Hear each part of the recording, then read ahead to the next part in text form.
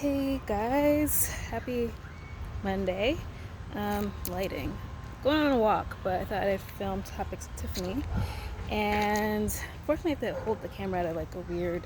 I'm using a selfie stick, which I typically forget that I have. And yeah, it only holds things horizontally, not vertically. So I'm like holding it not the way you would normally hold a selfie stick. So I'm really hoping my phone doesn't like slide out of it. It shouldn't. That's the point. But I wanted to talk about quarantine because I actually haven't spoken about us being in quarantine. And are you making the most of your quarantine? I see that, a lot of people are going through a whole lot of stuff. It is the time where, you're alone, you're quarantined, so you're having to deal with yourself if you've never done it before. And so are you making the most out of that? Are you um, having conversations with yourself? Are you seeking help with things that are a little bit too difficult for you to manage? I think that's why we are, not I think that's why, that is why we are seeing a lot of like quarantine divorces, mental breakdowns, unfortunately suicides. Um, Everyone is experiencing a lot of darkness, and you have to do your shadow work. Super important.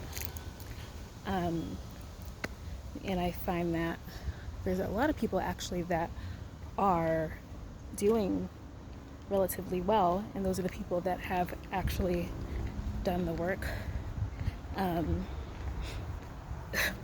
like way in advance to this quarantine. Like, I've been doing the work for years upon years, so the only thing that bothers me is I can't travel. But unfortunately, there are a lot of people who, don't take the time to be with themselves. And I just want to know what it is that, you're avoiding, or better yet, what is avoiding certain things getting you. Because even if you don't want to talk to someone about it, if for some reason you're embarrassed or something, just having the inner dialogue with yourself, is important. Because there are some people who truly hide their own thoughts from themselves. And what is the avoidance getting you? Because that is just doing more harm to yourself, doing more harm to people around you, especially when you unexpectedly get triggers, and sometimes you don't know where they come from because you've suppressed stuff so much. I know a couple people who purposely hide memories, and but I'd say the only reason why she's doing well is because she is in the field of mind work herself, so she understands that she does this. There's an awareness about it. Awareness is key. So this is the time for you to be aware. So I'd like for you to ask yourselves that question. Are you aware of yourself? Are you aware of your thoughts? Is there anything that you're avoiding that you should address? And if you feel it's too big for you, is there someone you can talk to about it? Is there someone that's going to be available emotionally and sensitive to what you may need in that moment? Yes, because that's another thing. Because if you're confiding in a friend, which is fine, it's also like they could be going through their own stuff, because everybody's going through something, for the most part, during this quarantine.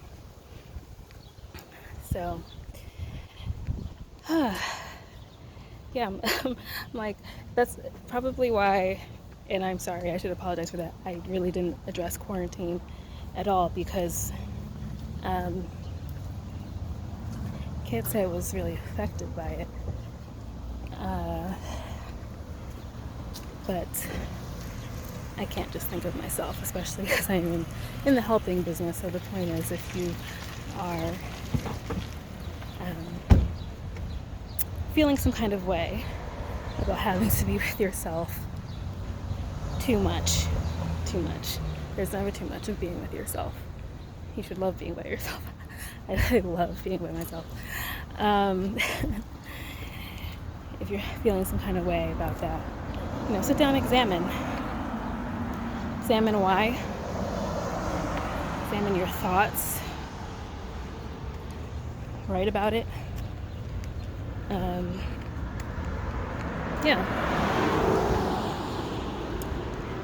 I could go back. I'm trying to think about the times that I really had to face things that maybe I wasn't looking at. Trying to see if I have anything recent because, like I said, I've been doing my personal work for over 20 years. I was very aware as a child, so I started early. And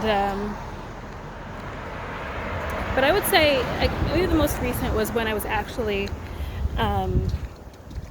doing my work in becoming certified as a hypnotherapist, and I had to ask myself other questions that I hadn't thought about in my training. And so I was like, and I really had to face that, or something that was a difficult memory for me. I sat and made a video diary just so I could talk about it, but I didn't want to talk about it with anybody.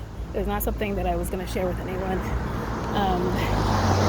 But for me to talk about it, I sat down and made a video diary on my computer, and that was it. It's like I got it out. I said what I needed to say. I addressed what I had been avoiding, and that was major. So even if you do that, that could be a great help. And sometimes, like I talk about the person that I know that is aware of the fact that she buries stuff.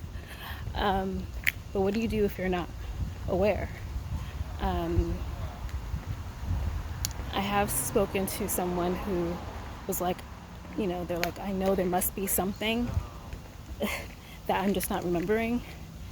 And with that, hypnotherapy, I've done specifically with the timeline technique, timeline intervention. I've had people remember things that they had completely forgotten because it was so early, like they were a toddler, and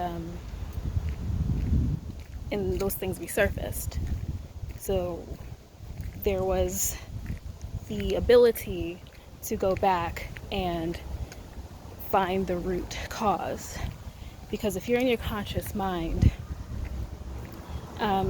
your conscious mind is strategic in what it wants you to know and wants you to forget, and but the subconscious holds everything. So if you're always in your conscious mind, you're not gonna come back with the stuff that you're looking for. It does things for a purpose. It does things to, quote unquote, protect you. But your subconscious holds everything. And so in hypnotherapy we can get there. And we can work through all of that. So, again, this is not an advertisement for me, and this is not meant to be an advertisement. It's just meant to say, what are you avoiding? how can you talk about it? Who can you talk about it to? Or what can you do to just have that conversation with yourself? And honestly, we should all be coming out of this quarantine stronger, more capable, more intelligent, more emotionally intelligent. There is all the time in the world for that right now. And so it shouldn't be just, the binge watching of stuff. I do it too, but just for like a day of the weekend. That shouldn't be your whole quarantine. You have to do the work on yourself. And so hopefully you're taking the time to do that. If you have any questions, let me know if you have any questions about what you can do to maybe have that conversation with yourself, or like I just suggest like a video diary or journaling or something like that. But if you have any questions, hit me up. I am accessible. And yeah, I want everybody to come out of this healthier. There's like a whole shift happening. And I would like for people to not be left behind because they didn't do the work they needed to. They were avoidant. It's not helpful. So if you find that you are one of those the avoidant types, let me know. Let me know why. What do you think it's doing for you? But I find that if you're avoidant, you're just going to keep falling into the same patterns because you're not aware. You're avoiding things that happened before. So you just end up in the same place, same relationships, same whatever, because it's familiar and you haven't